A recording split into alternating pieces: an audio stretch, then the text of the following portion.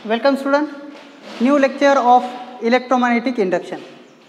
विद्यार्थी मित्रांनो, कालपर्यंतच्या लेक्चरमध्ये आपण म्युच्युअल इंडक्टन्स आणि त्याचे काही ॲप्लिकेशन्स काय केले, स्टडी केले. त्यामध्ये सोलेनॉइड आणि कोप्लेनर कॉईल असतील तर त्याचा म्युच्युअल इंडक्टन्स कसा कॅल्क्युलेट करायचा त्याबद्दल आपण डिस्कशन केलं.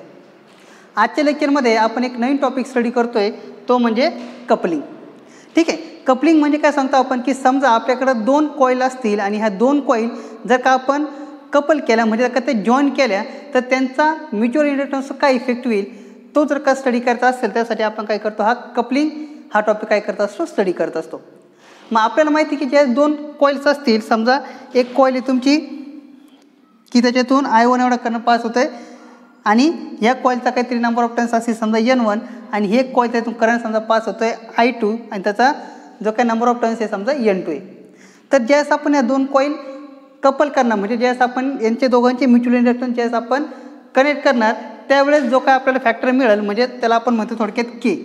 ठीक आहे, तर या केचं रिलेशन काय करतं आपल्याला कॅल्क्युलेट करता याला आपण म्हणतो coupling coefficient. This is called as a coupling coefficient. मग हा जो काय कपलिंग कोइफिशियंट आहे हा आपण जनरली कॅल्क्युलेट करतो. त्याचा आन्सर आहे तुम्हाला M = K × √L1 × L2. मग हे नक्की कसं येतं ते आज आपल्याला काय करायचं आहे, कॅल्क्युलेट करायचं आहे. मग सगळ्यात पहिले आपण कपलिंग म्हणजे काय त्याची डेफिनेशन बघूया. What is my coupling? Coupling is a method of joining the effect of mutual inductance. ठीक आहे, ज्या दोन कॉईल असतील त्या दोन कॉईलचा जो काही म्युच्युअल इंडक्टन्स असेल त्यांचा ज्या जॉईनिंग इफेक्ट जो असेल त्या जॉईनिंग इफेक्टला काय म्हणतो आपण, कपलिंग म्हणतोय. किंवा त्याला और एक डेफिनेशन आपण असं म्हणता येईल, और the fraction of flux produce by current in one coil that link with the other coil.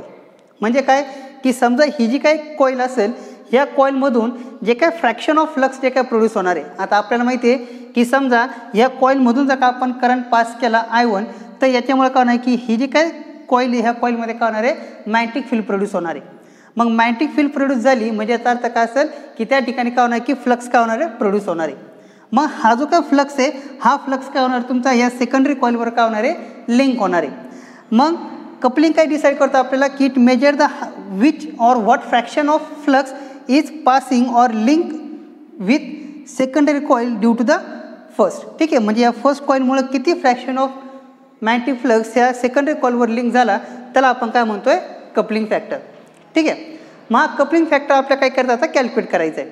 मग कसं कॅल्क्युलेट करणार बघा की समजा हा जो काय तुमचा जी काय फर्स्ट कॉईल आहे ही फर्स्ट कॉईलचा जो काय सेल्फ इंडक्टन्स असेल तो सेल्फ इंडक्टन्स आपण म्हणूया L1.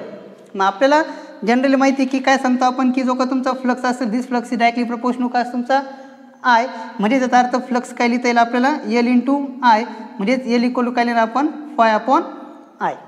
ठीक आहे, पण मग आता जनरली काय सांगतो आपण की हा जो काय प्रायमरी कॉल असेल या प्रायमरी कॉलमध्ये समजा फ्लक्स Φ1 असेल, सेकंडरी फ्लक्स किती असेल Φ2 असेल.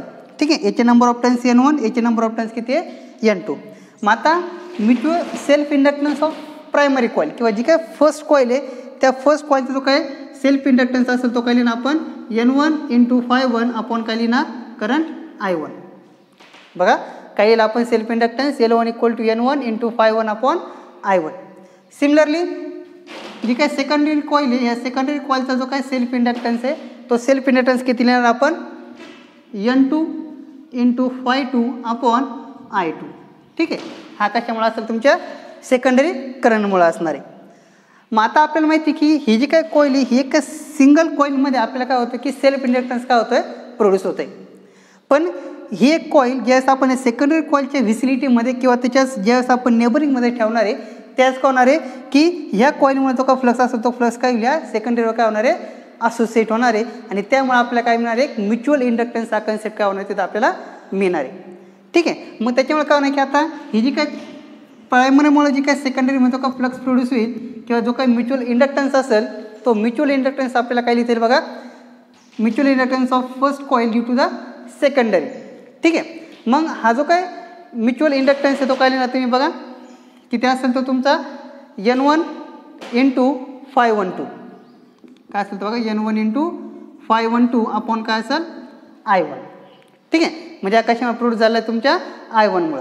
सिमिलरली जो का तुमचा mutual inductance due to secondary due to primary तो किती असेल तुमचा N2 इंटू phi21 अपॉन काय असणार आहे I2.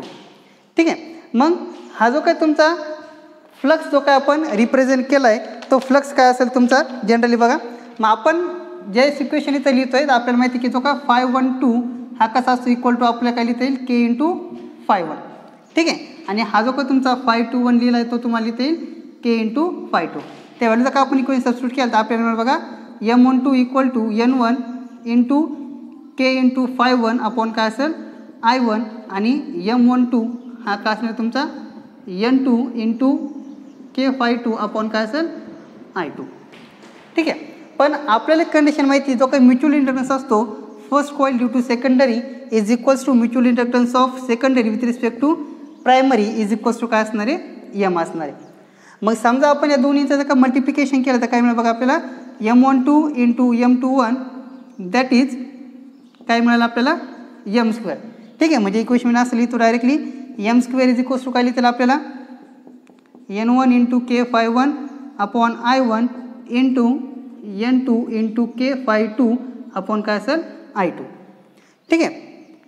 म्हणजेच काय झालं बघा m² इथं काय लिहिता येईल तुम्हाला n1 इंटू n2 k². ठीक आहे. kचा काय k² into phi1 upon phi2 divide by I1 upon I1 into I2. म्हणजेच बघा m² ची व्हॅल्यू काय लिहिता येईल आपल्याला k². ओके. n1 n2 म्हणजे n1 upon I1 into phi म्हणजे व्हॅल्यू काय तुमची L1 म्हणजे त्याला काय लिहिता येईल आपल्याला L1 इंटू काय असेल L2. म्हणजे त्याचा अर्थ बघा काय लिहिता येईल आपल्याला तो काय m² आहे दिस m² इज इक्वल्स टू काय लिहिलं आपण k² into L1 into L2. मग जर आपल्याला फक्त m जर का रिप्रेझेंट करायचं असेल m काय लिहिणार तुम्ही k into square root of L1 into L2.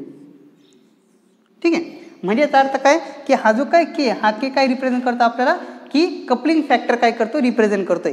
आणि हा जो काय म्युच्युअल इंडक्टन्स आहे हा म्युच्युअल इंडक्टन्स काय करतो आपण इन टर्म्स ऑफ काय करतोय जो काय तुमचा सेल्फ इंडक्टन्स असेल त्या सेल्फ इंडक्टन्सच्या फॉर्ममध्ये काय करतो आपण रिप्रेझेंट करतोय. मग आपण काय सांगतो की हा जो काय कपलिंग फॅक्टर आहे हा कपलिंग फॅक्टर जेवढा हाय असेल तेवढा तुमचा काय असणार की म्युच्युअल इंडक्टन्स काय असणार आहे हाय असणार आहे. ठीक आहे. म्हणजे आपण असं म्हणू की हायर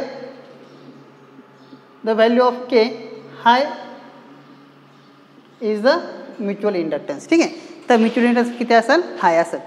मग आता हे जे काय हाय म्युच्युअल इंडक्टन्स असले जे काय आपण डिव्हाइसेस हे जनरली जे काय ट्रान्सफॉर्मर वगैरे असतील त्या ठिकाणी काय केले जातात हे यूज केले जातात. मग हे जे काही ट्रान्सफॉर्मर असतात ह्या ट्रान्सफॉर्मर किंवा ह्या कपलिंग फॅक्टरमुळं हे जे काही केचे व्हॅल्यूज आहे ह्या केचे व्हॅल्यू आपण काय करतो असतो त्या रिप्रेझेंट करताना k equal to 1 k equal to 0. ठीक आहे. या टर्ममध्ये काय करत असतो आपण रिप्रेझेंट करत असतो.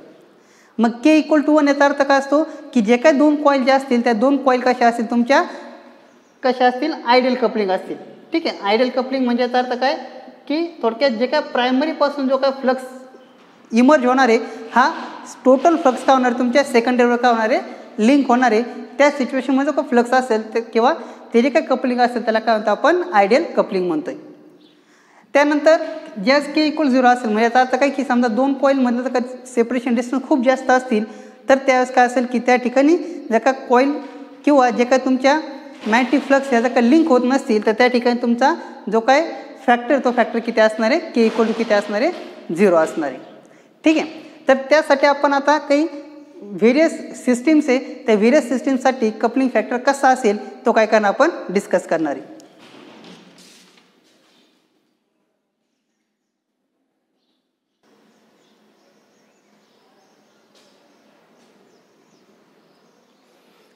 ओके स्टुडंट बघा जे काही कपलिंग आपण एक्सप्लेन करतोय त्यासाठी काही व्हेरियस सिस्टीम काय केलं आपण इथं रिप्रेझेंट करतोय. समजा एक कॉईल तुमची प्रायमरी आणि ह्या प्रायमरी कॉईलवर समजा आपण सेकंडरी कॉईल अशी कनेक्ट केली की तिच्यामध्ये समजा की सगळे जे का तुमचे वाइंडिंग्स हे जर का एकदम परफेक्टली जर का तुमचे लिंक होत असतील तर त्या सिच्युएशनमध्ये जी काही केची व्हॅल्यू असेल ती केची व्हॅल्यू किती असणार आहे k इक्वल टू 1 असणार आहे. आणि ह्या कपलिंगला आपण काय म्हणतो आयडियल कपलिंग. त्या सिच्युएशनमध्ये जो का तुमचा एमची व्हॅल्यू असेल ती एमची व्हॅल्यू काय लिहितील आपल्याला m equal to square root of L1 into L2. त्यानंतर सेकंडरी बघा की समजा दोन कॉईल जर का पॅरल असतील and which is separated by some distance d. ठीक आहे. यांचं जे काही सेपरेशन डिस्टन्स सपोज d आहे तर ह्या ठिकाणी आपण जे काही कपलिंग आहे त्याला आपण काय म्हणतो नॉर्मल कपलिंग. आणि ह्या कपलिंगची व्हॅल्यू किती असते lies between K is greater than 0 and 1. ठीक आहे, म्हणजे 0 आणि 1च्या मध्ये काय असण्याची व्हॅल्यू असणार आहे.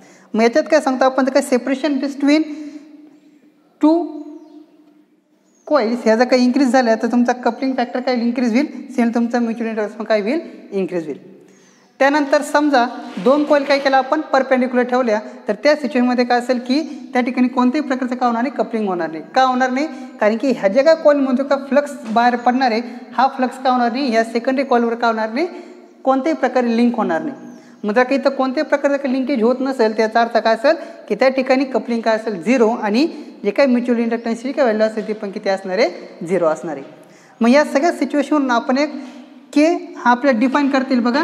के is also represent in terms of that is 5s/5p that is magnetic flux link with secondary divided by magnetic flux link with the primary. तर आपण या मेथडने जे काही कपलिंग फॅक्टर आहे काय करतील आपल्याला कॅल्क्युलेट करता येईल. किंवा आपण जे काही इक्वेशन आता आपण बघितलं तर बघा, m is equals to K into square root of L1 into L2. यावरून आपल्याला केची व्हॅल्यू काय करतील बघा, K is equals to m upon square root of L1 upon L1 into L2. तर ह्या मेथडनी पण आपल्या काय करतील, कपलिंग फॅक्टर काय करतील, कॅल्क्युलेट करता येईल. ओके स्टुडंट, तर हे झालं तुमचं कपलिंग मेथड. ठीक आहे, त्यानंतर यामध्ये आपण अजून एक पॉईंट बघतोय, तो म्हणजे combination of inductors. Next point आहे कॉम्बिनेशन ऑफ इंडक्टर्स.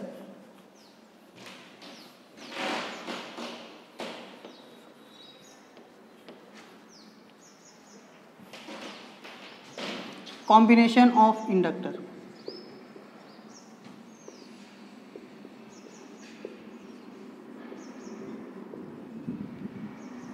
ठीक आहे, जसं आपण कॉम्बिनेशन ऑफ कॅपॅसिटर स्टडी केला, कॉम्बिनेशन ऑफ रेजिस्टर स्टडी केला, त्याच प्रकारे आपण कॉम्बिनेशन ऑफ इंडक्टर हा टॉपिक काय करतो आता स्टडी करतोय. ठीक आहे, मग आता जनरली ज्यावेळेस तुमचे दोन इंडक्टर हे जर का आपण सिरीजमध्ये लावले असतील, ठीक आहे, तर त्या सिच्युएशनमध्ये L1 अँड L2 हा त्यांचा काय असेल, सेल्फ इंडक्टन्स असेल. मग या सिच्युएशनमध्ये जो का तुमचा सिरीजसाठी जो काही इंडक्टन्स असेल तो आपण लिहिणार L1 प्लस L2. ठीक आहे, जसं आपण रेजिस्टरच्या कॉम्बिनेशनसाठी आपण लिहिलं तर सेम तसंच काय लिहितो आपण इंडक्टरच्या कॉम्बिनेशनसाठी सांगणार. त्यानंतर समजा दोन इंडक्टर हे सपोज पॅरलली जर का कनेक्ट केले असतील, ठीक आहे, L1 अँड L2, त्या सिच्युएशनमध्ये जो का तुमचा कॉम्बिनेशन ऑफ इंडक्टर असेल ते असेल 1/L1 प्लस 1/L2. ठीक आहे, तर ह्या ज्या काही मेथड्स आहे या मेथडने आपण काय करता येईल, आपल्याला जो काही इंडक्टर ते इंडक्टरचा काय करता येईल, इक्विव्हॅलेंट इंडक्टन्स काय करता येईल, कॅल्क्युलेट करता येईल. मग ह्या कॅल्क्युलेट करण्यासाठी आपण रेजिस्टरमध्ये त्यानंतर कॅपॅसिटरमध्ये जे काही मेथड्स बघितलं होते त्या मेथड पण आपल्याला काय करतील, युजफुल असतील. ओके, मग त्यामध्ये आपण इन्फायनाईट रेजिस्टर किंवा इन्फायनाईट इंडक्टन्स एक मेथड आहे ती आपल्याला यूज करता येईल. त्यानंतर विस्टम ब्रिज त्या प्रकारे पण याला यूज करता येईल. त्यानंतर जे का आपण सिरीज किंवा सिरीज आणि जे काय आपण पॅरललसाठी जे काय मेथड यूज केलं आहे त्या सगळ्या मेथड तुम्हाला इथं काय करता येईल, यूज करून इक्विव्हॅलेंट इंडक्टन्स काय करता येईल, कॅल्क्युलेट करता येईल. त्यानंतर आपण जो काय आता टॉपिक बघितला कपलिंग, त्या कपलिंगवर काय करणार आपण काही एक्झाम्पल्स काय करणार आहे, स्टडी करणार आहे.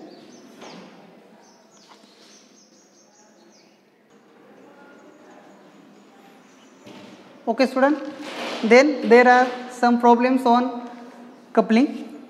बघा example first, two coil having self inductance L1 equal to 75 milli henry and L2 equal to 55 milli henry are couple with each other.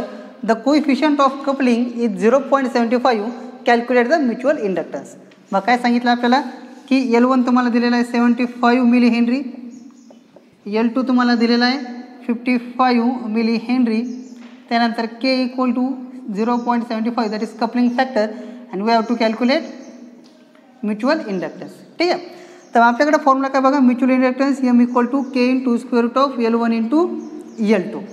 मग आपल्याला बघा K किती दिला आहे 0.75 इंटू L1 किती आहे 75 इंटू 55 दॅट इज 0.75 इंटू हे सगळं जर का कॅल्क्युलेशन केलं तुम्ही तर तिथे जे काय आन्सर आहे ते मिळेल तुम्हाला 48.2 milli henry.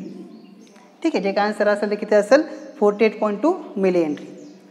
Then second example is mutual inductance of two coil given as 1.5 Henry.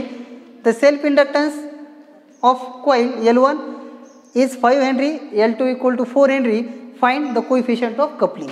बघा गिवन काय काय दिलं तुम्हाला, M दिलेला आहे 1.5 हेनरी, त्यानंतर L1 is given as 5 henry, L2 is given as 4 henry. ठीक आहे, तर आपल्याला कॅल्क्युलेट काय करायचं आहे, coupling factor that is K काय करायचं आहे, कॅल्क्युलेट करायचं आहे. फॉर्म्युला आपल्याकडं M equal to K into square root of L1 into L2 that is K is equals to M upon square root of L1 into L2. बघा एमची value किती दिलेली आहे 1.5 अपॉन 5 इंटू 4. ठीक आहे, त्याच्यावरून आपण कॅल्क्युलेशन केलं तर हे आन्सर जे येणार तुम्हाला ते येणार आहे 0.335. आणि आपल्याला माहिती आहे की जो का कपलिंग फॅक्टर आपण समजा इन फॉर्म ऑफ पर्सेंटेज जर का कॅल्क्युलेट केला त्याचा आन्सर मिळेल आपल्याला 33.5. काय असेल तो 33.5%.